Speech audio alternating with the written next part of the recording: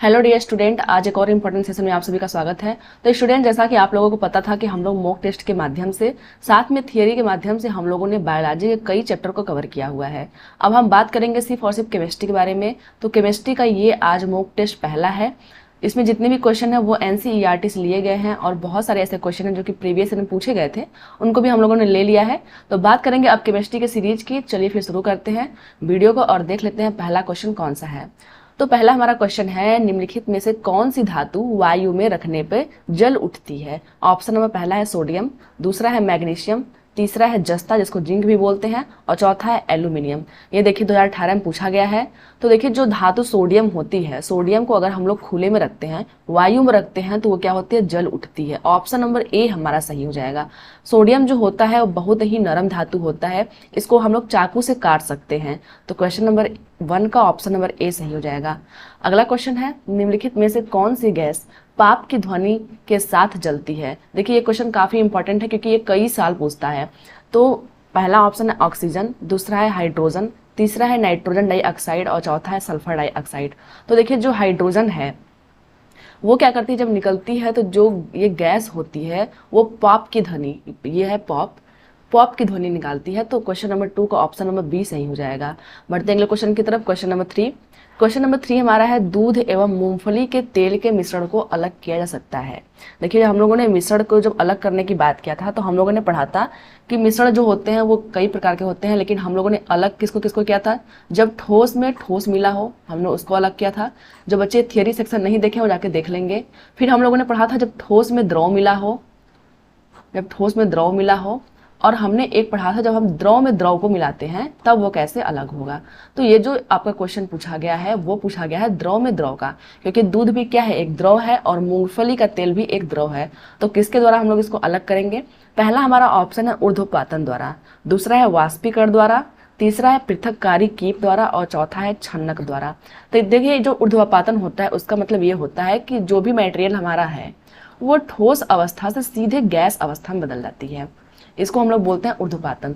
तो पहला तो हमारा होगा नहीं क्योंकि इसमें दोनों द्रव है और कोई भी ऐसा चीज नहीं है जिसके अंदर ये दोनों जो मटेरियल दिए गए हैं ऐसा कोई भी नहीं है जिसके अंदर ये ऊर्ध्वपातन वाला गुण पाया जाता हो।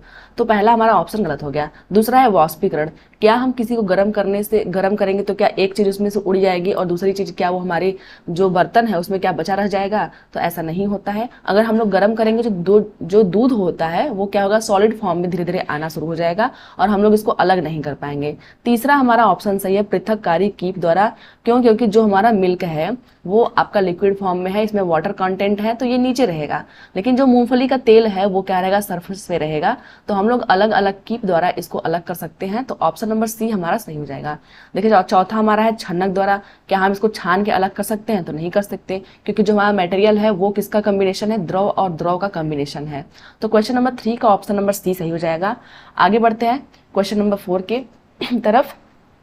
क्वेश्चन नंबर 4 है कि दिए गए कथनों को पढ़िए और सही विकल्प को चुनिए। 2016 में क्वेश्चन पूछा गया है। कथन क्या है कि भारी अनाजों से भूसा ओसाई द्वारा अलग किया जाता है, और दूसरा हमारा है विभिन्न आकार के कणों के मिश्रण को चालन व निस्यंदन प्रक्रिया द्वारा अलग किया जाता है। तो देखिए जब भी हम लोगों ने जब चैप्टर को पढ़ा था कि हम लोग मिश्रण को कैसे अलग करते हैं, तो उसमें हम लोगों ने ठोस और ठोस के मिश्रण को अलग करने की बात की थी, ठोस और ठोस को। तो हम लोगों ने कहा था कि जब भी ऐसी बात आएगी कि जब दोनों ठोस रहे तो उसमें जो हल्का ठोस है उसको हम लोग ओसाई द्वारा, ओसाई क्या होती है, हम लोग किसी भी चीज को एक टोकरी में भर करके उसको हम लोग हवा की दिशा में गिराते हैं जमीन पे, तो जो हल्का पदार्थ होता है वो उड़ के थोड़ा दूर पे गिरता है, जो भारी पदार्थ होता है वह उसी जगह वहीं पास में ही गिर जाता है। तो इसके द्वारा क्या होता है, ठोस और ठोस अलग हो जाता है। तो पहला ऑप्शन हमारा सही है। दूसरा हमारा है कि चालन और निस्यंदन द्वारा। तो ये भी बात बिल्कुल सही है। जैसे हम लोगों ने जो आटा से जब चोकर को अलग किया था तो उसमें भी क्या था, आटा और चोकर जो था वो दोनों ठोस के फॉर्म में थे और हम लोगों ने उनको चालन और निस्यंदन द्वारा अलग किया हुआ था। तो हमारा दोनों ऑप्शन सही है, इसलिए जो हमारा ऑप्शन नंबर सी हो जाएगा वो सही हो जाएगा। दोनों कथन जो है वो सत्य है। आगे बढ़ते हैं क्वेश्चन नंबर 5 की तरफ। क्वेश्चन नंबर 5 है, निम्नलिखित में से 3 धातुओं के ऐसे समूह को चुनिए जो मुक्त अवस्था में पाई जाती है। देखिए धातुएं तभी मुक्त अवस्था में पाई जाएंगी जब वो किसी से रिएक्शन ना करें। तो पहला हमारा है कॉपर, गोल्ड और आयरन, दूसरा है सिल्वर, गोल्ड और प्लेटिनम, तीसरा है एल्यूमिनियम, कॉपर, सिल्वर, और चौथा है गोल्ड, आयरन और सिल्वर। तो देखिए जो सिल्वर, गोल्ड और प्लेटिनम होता है वो क्या होती है, मुक्त अवस्था में पाई जाती है। क्वेश्चन नंबर 5 का ऑप्शन नंबर 20 सही हो जाएगा। देखिए जो सिल्वर होता है, सिल्वर मतलब होता है चांदी। चांदी जो होती है और जो सोना होता है वो दोनों का क्या होता है, मटेरियल बनता है जो हम लोग आभूषण जो पहनते हैं वो। लेकिन प्लेटिनम का भी तो आभूषण बनता है। इसलिए ये आभूषण क्यों बनाए जाते हैं, क्योंकि ये कम रिएक्टिव होते हैं, जल्दी किसी से रिएक्शन नहीं करते हैं। तो क्वेश्चन नंबर 5 का ऑप्शन नंबर बी सही हो जाएगा। आगे बढ़ते हैं क्वेश्चन नंबर 6 की तरफ। निम्नलिखित में से कौन सा विषमांगी मिश्रण है। देखिए जो मिश्रण होते हैं वो दो प्रकार के होते हैं। पहले हम लोग इसको कैटेगराइज कर लेंगे। मिश्रण कितने प्रकार के होते हैं, ये होते हैं दो प्रकार के। कौन कौन से होते हैं, तो पहला हमारा होता है समांगी और दूसरा होता है विषमांगी।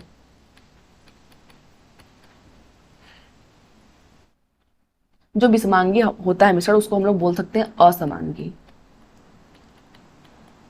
मिश्रण दो प्रकार के होते हैं। देखिए जो समांगी मिश्रण होता है उसका मतलब होता है पूरी तरह से मिला हुआ, पूरी तरह से मिला हुआ।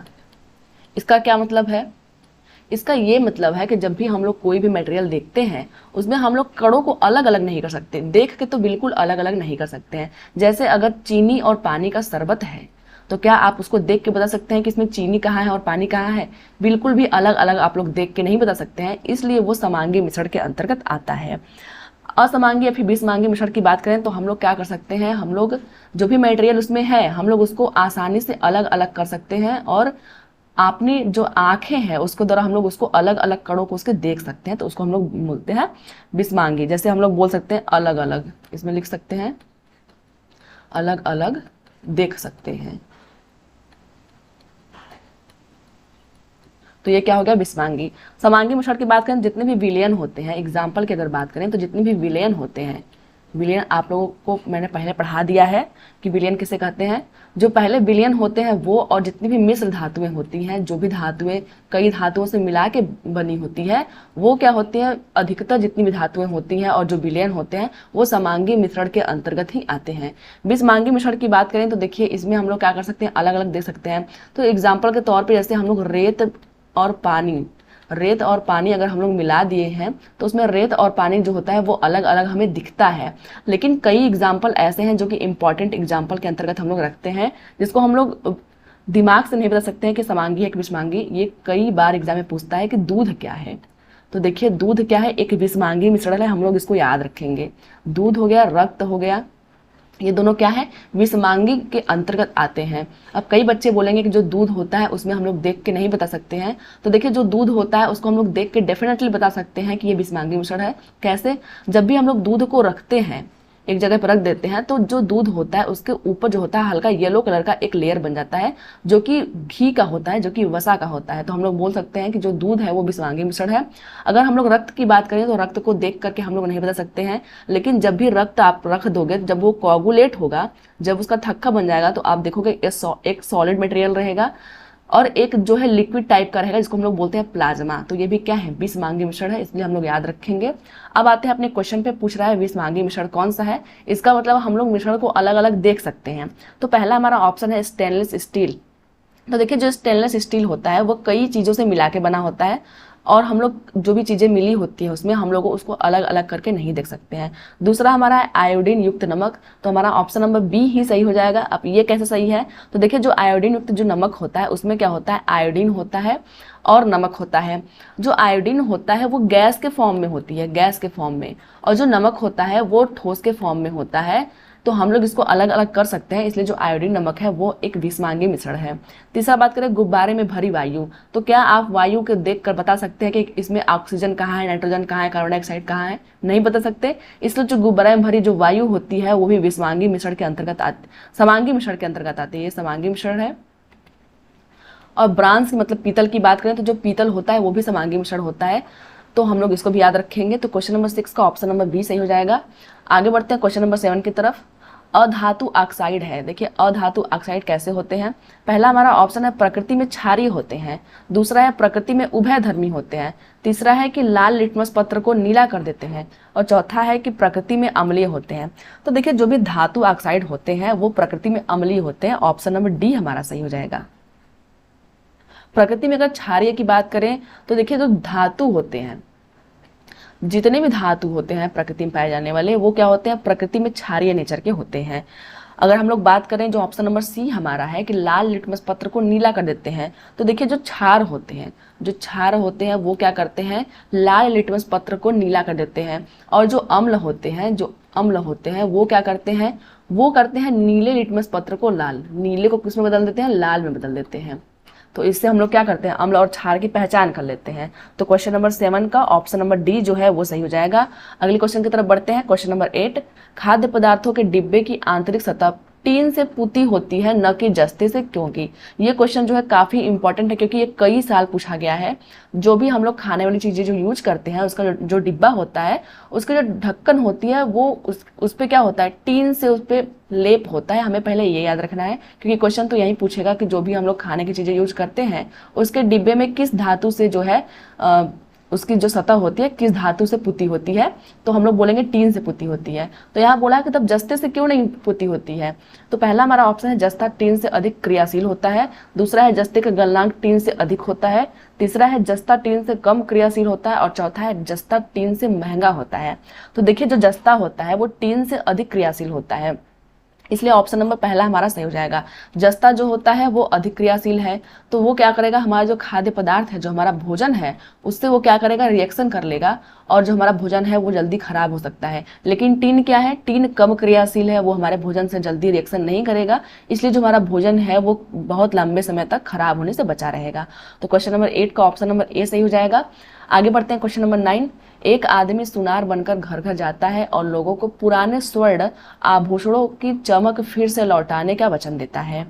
उस पर विश्वास करके एक महिला ने अपने सोने की चूड़ियां उसे दे दी, उसे वह एक घोल में डालता है, चूड़ियां तो चमक जाती है पर उसका भार काफी कम हो जाता है। इस धोखेबाज द्वारा प्रयोग किया गया घोल संभवतः हो सकता है। मतलब एक सुनार है, वो जा रहा है घर घर को और बोल रहा है कि मैं आपके जो सोने के आभूषण उसको मैं चमका दूंगा। तो लोग क्या कर रहे हैं, अपने आभूषण उसको दे रहे हैं, वो ऐसा कोई घोल लिया है, उसमें वो चीजें डाल दे रहा है, जिससे क्या हो रही है कि जो चीजें हैं वो चमकने लग रही हैं, तो लेकिन उसका जो भार है वो कम हो जा रहा है। तो जो धोखेबाज वो है वो किसका यूज कर रहा है, क्या वो सांद्र HCl का यूज कर रहा है, मतलब जो ये विलयन है क्या वो सांद्र HCl का है, या फिर सांद्र HCl और सांद्र HNO3 का है, यहाँ पे 3 रहेगा, HNO3 का मिश्रण है, क्या वो सांद्र HNO3 का है, सिर्फ सांद्र HNO3 का है, या फिर तनु HCl का है। तो देखिए जो वो आदमी है वो सांद्र HCl और सांद्र HNO3 का यूज कर रहा है, ऑप्शन नंबर बी हमारा सही हो जाएगा। अब ये क्या है, तो देखिए इसी को हम लोग बोलते हैं अम्लराज।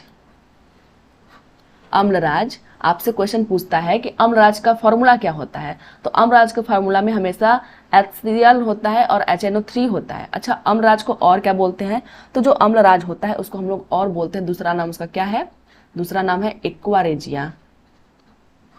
एक्वारेजिया, ये भी आपके एग्जाम में पूछता है कि एक्वारेजिया के फॉर्मूला क्या होता है। देखिए एक और इसका नाम है, इसको हम लोग बोलते हैं शाही जल। शाही जल, आप ये तीनों नाम याद कर लेंगे कि अम्लराज, एक्वारेजिया और शाही जल एक ही चीज को कहते हैं, और होता क्या है, सांद्र HCl होता है और सांद्र HNO3 होता है। अब देखिए बात आती है कि ये कितने कितने मात्रा में उपस्थित होते हैं, तो जो HCl होता है और जो HNO3 होता है उसका जो अनुपात होता है, देखिए जो HCl होता है वो 3 के अनुपात में होता है और HNO3 1 के अनुपात में होता है। इसका अनुपात भी हमें याद रखना है, क्योंकि क्वेश्चन यहाँ से भी बनते हैं। तो ये जो आपका क्वेश्चन नंबर 9 है उससे कई सारे क्वेश्चन बनते हैं, तो आप लोग इसको याद रखेंगे कि जो वो आदमी है वो एक्वारेजिया का यूज कर रहा है। मान लीजिए यहाँ पे ऑप्शन में दिया गया है HCl और HNO3 का मिश्रण यूज कर रहा है, मान लीजिए यहाँ ऑप्शन हटा करके पूछ दे अम्लराज का यूज कर रहा है, एक्वारेजिया का यूज कर रहा है, तो आप लोगों को ये याद होना चाहिए कि इसको ही हम लोग अम्लराज या फिर एक्वारेजिया बोलते हैं। क्वेश्चन नंबर 9 का ऑप्शन नंबर बी सही हो जाएगा। आगे बढ़ते हैं क्वेश्चन नंबर 11 की तरफ। ऊर्ध्वपातन का गुण पाया जाता है। ऊर्ध्वपातन का गुण मैंने पहले बताया कि ऊर्ध्वपातन का मतलब ये होता है कि जो चीजें हैं वो ठोस से सीधे क्या हो रही हैं, गैस में बदल जा रही हैं, उसी को हम लोग बोलते हैं ऊर्ध्वपातन। तो इसमें से किसका ऐसा गुण होता है, क्या वो सोडियम क्लोराइड में पाया जाता है, या फिर कैल्शियम क्लोराइड में पाया जाता है, या अमोनियम क्लोराइड में पाया जाता है, या फिर मैग्नीशियम क्लोराइड में पाया जाता है। तो देखिए जो ऊर्ध्वपातन का जो गुण होता है वो अमोनियम क्लोराइड में पाया जाता है, ऑप्शन नंबर सी हमारा सही हो जाएगा। क्या आपने अपने घर में कभी देखा है किसी ऐसी चीज को जिसमें ऊर्ध्वपातन का गुण पाया जाता हो, जरूर देखा है। हम लोगों ने कपूर देखा हुआ है, कपूर में भी क्या होता है, कपूर ठोस के फॉर्म में होता है। अगर हम लोग उसको खुली हुई अवस्था में रख देते हैं तो वो गैस में बदल के उड़ जाता है। तो ऊर्ध्वपातन का गुण कपूर में भी पाया जाता है। तो ऑप्शन नंबर सी हमारा सही हो जाएगा। आगे बढ़ते हैं क्वेश्चन नंबर 11 की तरफ। निम्न में से कौन सी धातु सामान्य तापमान पर द्रव अवस्था में पाई जाती है? तो जो देखिए ब्रोमीन होती है वो भी द्रव अवस्था में होती है, द्रव। क्लोरीन की बात करें तो जो क्लोरीन होती है वो भी वो गैस के अवस्था में पाई जाती है, गैस के अवस्था में। पारा की बात करें तो वो भी द्रव की अवस्था में पाई जाती है सामान्य ताप पे। और सोडियम की बात करें तो वो ठोस अवस्था में पाई जाती है। मैंने आपको बताया कि हम लोग इसको चाकू से भी काट सकते हैं, इतना ये नरम होता है, इतना मुलायम होता है कि हम लोग इसको चाकू से भी काट सकते हैं। और अगर हम लोग इसको खुले में रखते हैं तो ये जलने लगता है, हमें यह भी याद रखना है। तो क्वेश्चन नंबर 11 पूछा गया है, कौन सी धातु सामान्य तापमान पर द्रव अवस्था में पाई जाती है? अब देखिए द्रव अवस्था में ब्रोमीन भी पाई जा रही है, पारा भी पाई जा रही है। अब हम ऑप्शन किसको टिक करें? तो यहाँ आप लोग एक वर्ड देख रहे होंगे, धातु पूछा गया है। तो जो धातु होता है वो तो पारा होता है। ऑप्शन नंबर सी हमारा सही हो जाएगा। ये आपका बी है और ये आपका सी है। ऑप्शन नंबर सी हमारा सही हो जाएगा। जो पारा होता है वो क्या है, एक धातु है जो कि कमरे के ताप में द्रव अवस्था में पाई जाती है। तब ये ब्रोमीन क्या है? तो ब्रोमीन जो है वो अधातु है, अधातु है जो कि कमरे के तापमान पे द्रव अवस्था में पाई जाती है। अगर यहाँ पे अधातु पूछता तो हमारा जो ऑप्शन होता वो ब्रोमीन पे जाता, लेकिन यहाँ पे धातु पूछा है इसलिए हम लोग का ऑप्शन आपका पारा पे जाएगा। तो क्वेश्चन नंबर 11 का ऑप्शन नंबर सी सही हो जाएगा। आगे बढ़ते हैं क्वेश्चन नंबर 12 की तरफ। धातु तनु अम्ल के साथ मिलकर लवण और गैस का निर्माण करते हैं। इस गैस के नजदीक माचिस की तीली जलाने पर पाप की ध्वनि उत्पन्न होती है, यह गैस है। देखिए क्वेश्चन दूसरी बार आ रहा है। अब यहाँ पूछा है धातु तनु अम्ल। अब हम लोग एक धातु लेते हैं, सपोज करते हैं हम लोग Na ले लेते हैं, सोडियम ले लेते हैं।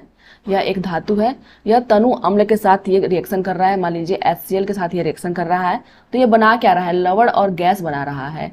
तो ये क्या बना रहा है, जैसे मान लीजिए यहाँ Na है और यहाँ पे Cl है, इसको हम लोग बैलेंस कर लेते हैं, यहाँ 2 कर लेते हैं और यहाँ भी 2 कर लेते हैं।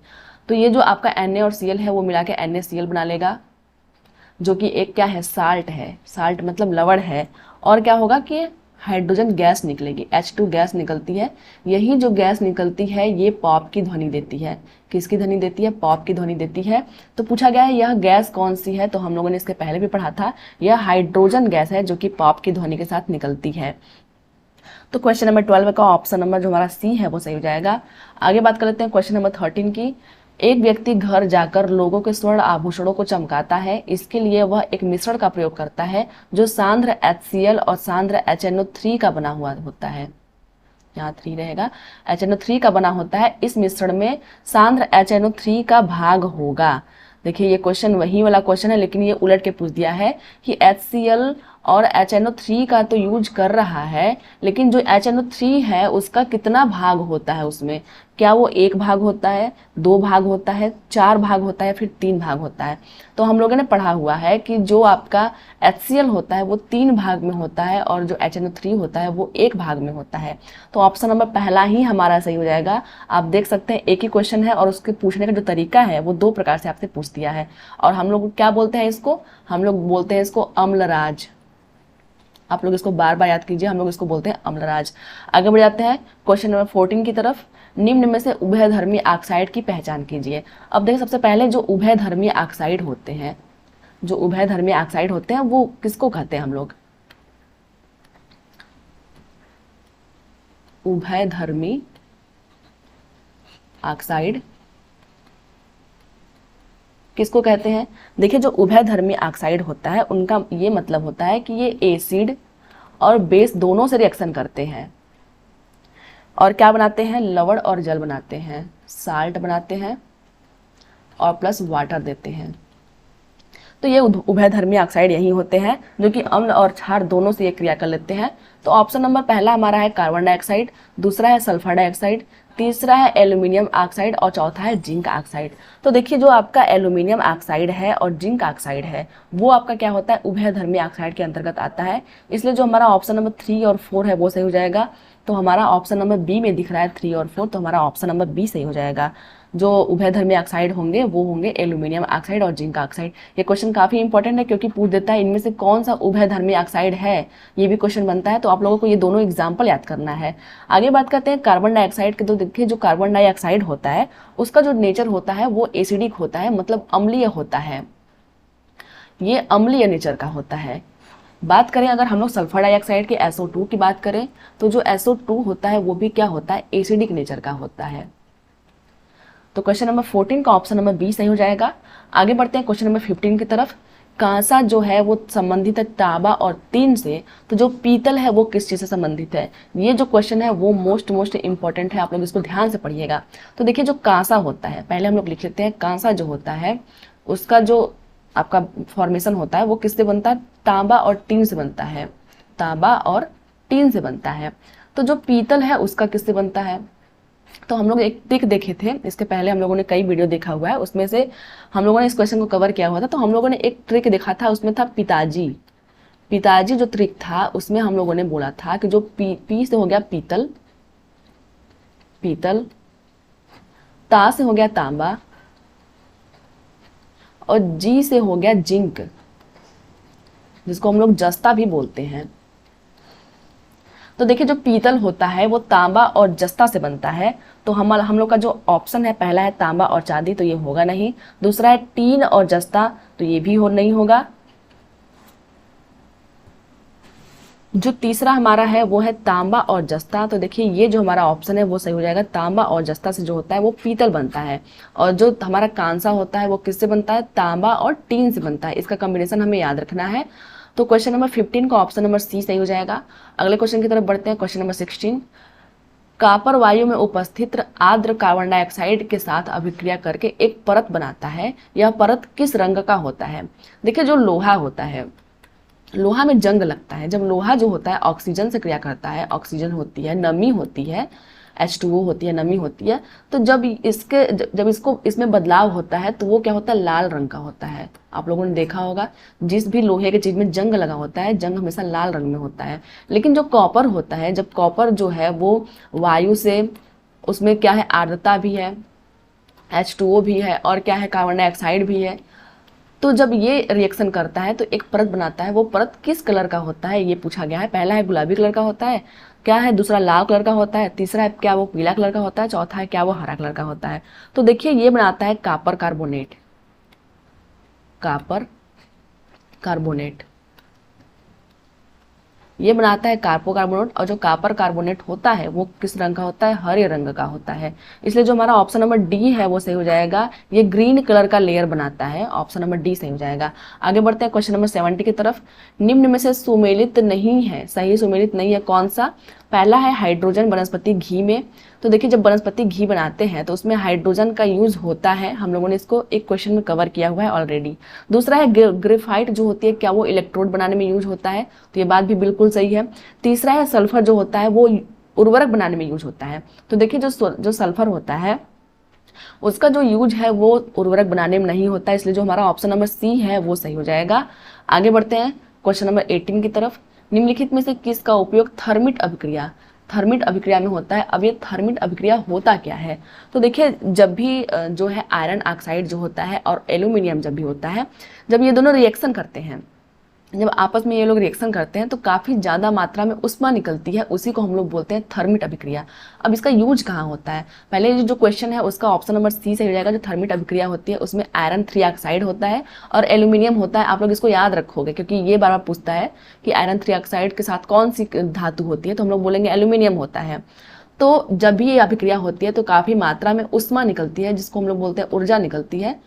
तो इसका यूज कहाँ होता है? इसका जो यूज होता है वो रेल की पटरियों को जोड़ने में होता है, रेल पटरियों को जोड़ने में होता है। और कहाँ होता है? जब कभी हमारी मशीनों में दरार आ जाती है, मशीनी दरारें जब हो जाती हैं, मशीनी दरारें, तो उनको जोड़ने के लिए इसका यूज होता है। तो थर्मिट अभिक्रिया इतना इंपॉर्टेंट है। तो क्वेश्चन नंबर 18 का ऑप्शन नंबर सी सही हो जाएगा। आगे बढ़ते हैं क्वेश्चन नंबर 19 की तरफ। निम्न में से जिंक किसको प्रतिस्थापित कर सकता है? देखिए क्वेश्चन काफी अच्छा है, इस क्वेश्चन से कई हमारे क्वेश्चन के आंसर मिल सकते हैं। तो यहाँ है कि किसको विस्थापित करेगा जिंक। तो हम लोग पहले एक सीरीज लिख लेते हैं, Na, कैल्शियम हो गया, मैग्नीशियम हो गया, एल्यूमिनियम हो गया, फिर क्या हो गया, जिंक हो गया, आपका लोहा हो गया जिसको हम लोग बोलते हैं आयरन हो गया, हाइड्रोजन यहाँ पे आएगा। उसके बाद आपका Cu हो गया, Ag हो गया, Au हो गया। देखिए जो Ag और Au होता है वो सबसे कम रिएक्टिव होता है, इसलिए इसके आभूषण बनाए जाते हैं। मैंने आपको अभी आज पढ़ाया। तो देखिए जो हमारा जिंक है वो यहाँ पे है। अब पूछ रहा है जो जिंक है वो किसको किसको प्रतिस्थापित करेगा। तो देखिए हमारे ऑप्शन में है पोटेशियम, तो पोटेशियम हमारा यहाँ पे है, सोडियम हमारा है, सोडियम यहाँ पे है, और एल्यूमिनियम यहाँ पे है। तो ये क्या है, ये अभिक्रिया क्रियाशीलता का घटता क्रम। तो देखिए ये क्या है, क्रियाशीलता घटता क्रम है, मतलब जितना हम लोग नीचे चले जाएंगे उतना ही क्रियाशीलता कम होती जाएगी। तो देखिए जो कम होती है क्रियाशीलता, तो यहाँ पे क्या है, जिंक यहाँ पे है, तो जिंक किसको किसको विस्थापित कर रहा है, ये इसको भी विस्थापित कर रहा है, इसको भी विस्थापित कर रहा है, और एल्यूमिनियम को भी विस्थापित कर रहा है। तो क्वेश्चन नंबर 19 का ऑप्शन नंबर जो हमारा डी है वो सही हो जाएगा। ऑप्शन नंबर डी सही हो जाएगा। सभी को ये क्या कर रहा है, एलिमिनेट कर रहा है। आगे बढ़ जाते हैं हम लोग अगले क्वेश्चन की तरफ। क्वेश्चन नंबर 20 हमारा है वो है सबसे अच्छी आघात वर्धनीय धातु है। देखिए धातु में एक गुण होती है कि अगर हम लोग उसको पीटते हैं तो वो फैल जाता है, और क्या होता है जो धातुएं होती है उनको हम लोग पीट पीट के इनको तार में भी परिवर्तित कर सकते हैं। तो जो धातु होती है उनका ये गुण होता है। तो कब बोल रहा है सबसे अच्छा जो है आघात वर्धनीय, मतलब सबसे अधिक घात सहने वाली धातु कौन सी है। तो पहला हमारा ऑप्शन है सोना, दूसरा है चांदी, तीसरा है कार्बन, और चौथा है पोटेशियम। तो देखिए जो हमारा सोना होता है वो क्या होता है, सबसे अच्छी आघात वर्धनीय धातु है। ऑप्शन नंबर जो हमारा ए है वो सही हो जाएगा। जो हम लोग बोलते हैं सोने की तार वाली साड़ी या फिर कुछ भी हम लोग बोलते हैं, तो जो सोना होता है हम लोग उसको पीट के इतना हम लोग उसमें तन्यता का गुण भी होता है। तन्यता का गुण जो होता है मतलब हम लोग किसी चीज को तान सकते हैं कितना, तो हम लोग जब इसको तान देते हैं तो ये एक पतले तार के रूप में परिवर्तित हो जाती है, जिससे हम लोग अपना जो है कई आभूषण साड़ियों में हम लोग इसको लगा सकते हैं। तो जो सोना होता है सबसे अच्छा जो है वो आघात वर्धनीय धातु है। क्वेश्चन नंबर 20 का ऑप्शन नंबर ए जो है वो सही हो जाएगा। आगे बढ़ते हैं क्वेश्चन नंबर 21। निम्नलिखित में से कौन सी धातु खनिज नहीं है। पहला हमारा है हेमेटाइट, दूसरा है जिप्सम, तीसरा है बाक्साइट, और चौथा है लिमोनाइट।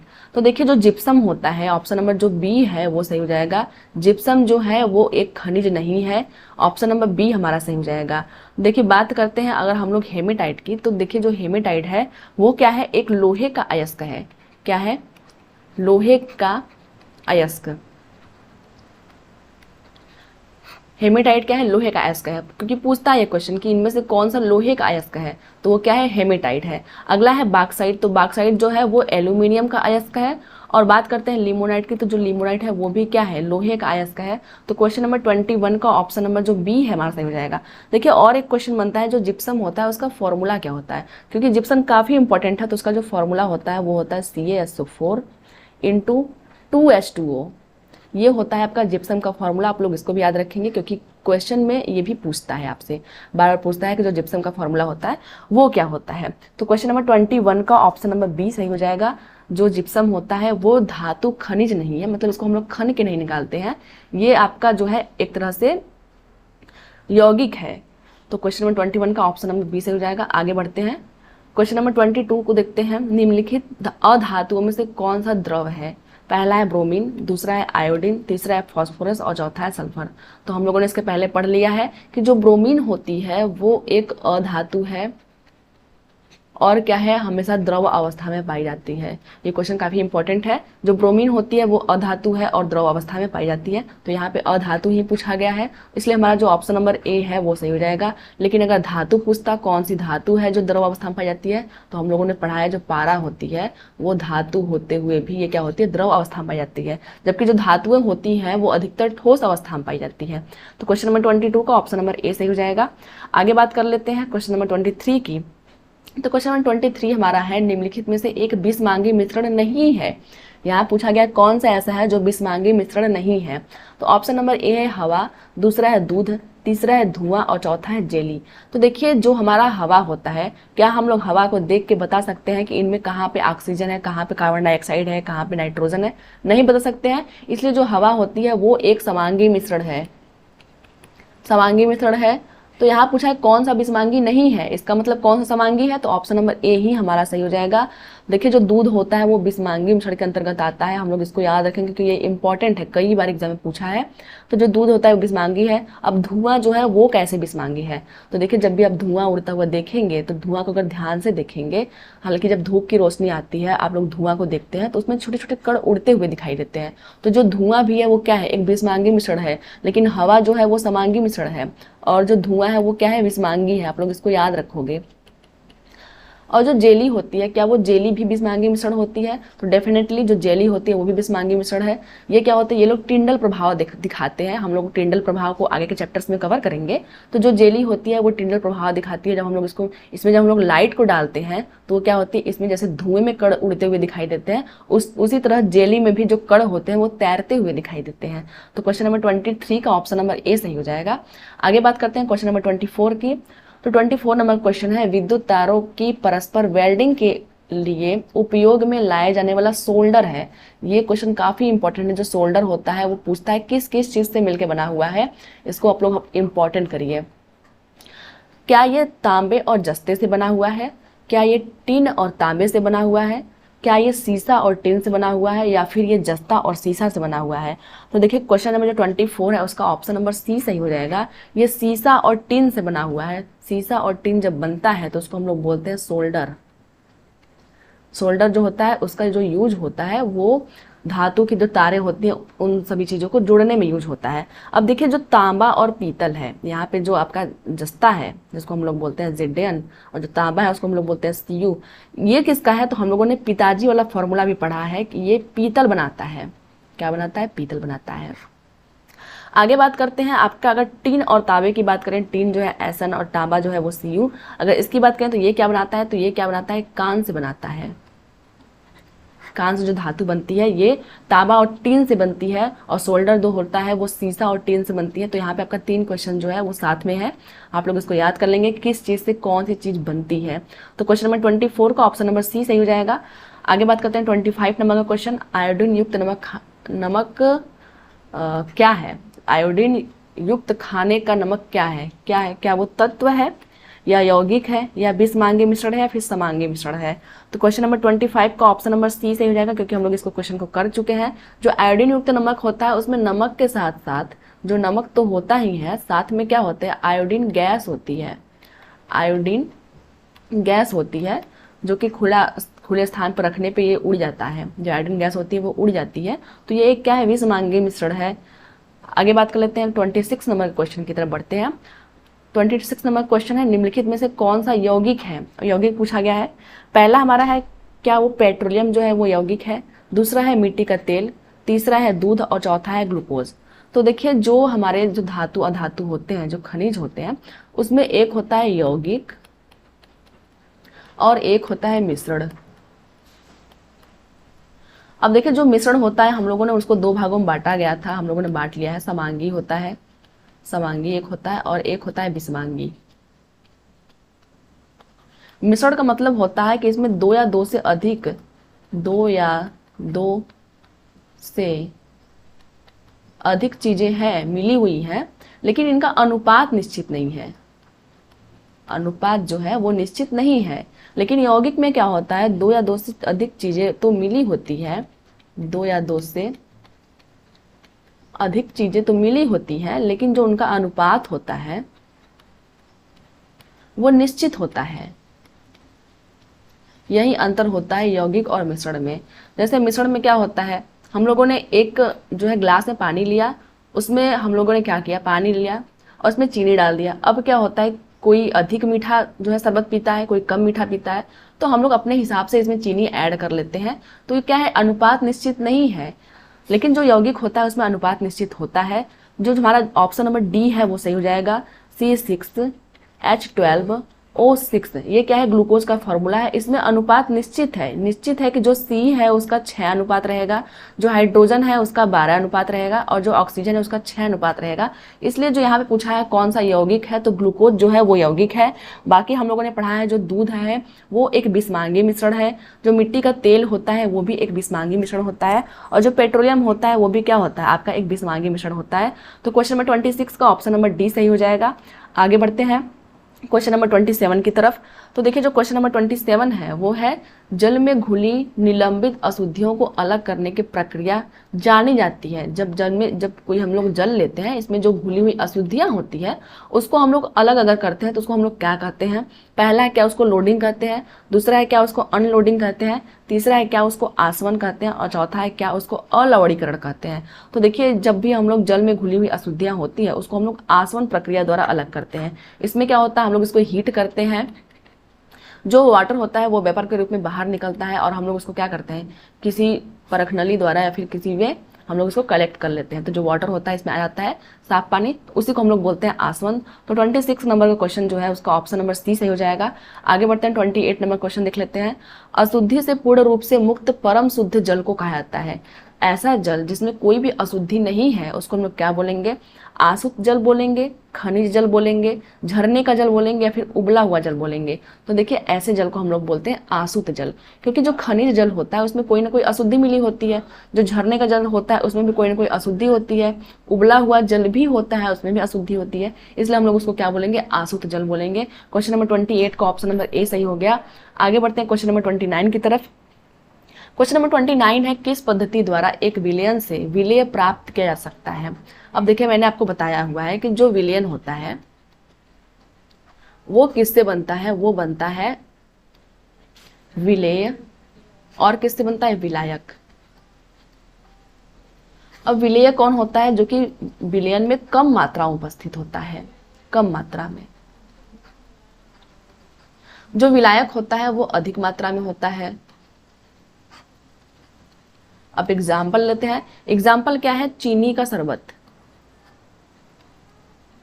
जो चीनी का शरबत होता है वो क्या होता है, एक विलयन होता है। उसमें जो विलेय होता है वो कम मात्रा पे होता है, उसमें चीनी जो होती है वो विलेय होती है, और जो पानी होती है, जो पानी हमारा होता है वो क्या है, वो विलायक है। जो पानी हमारा होता है,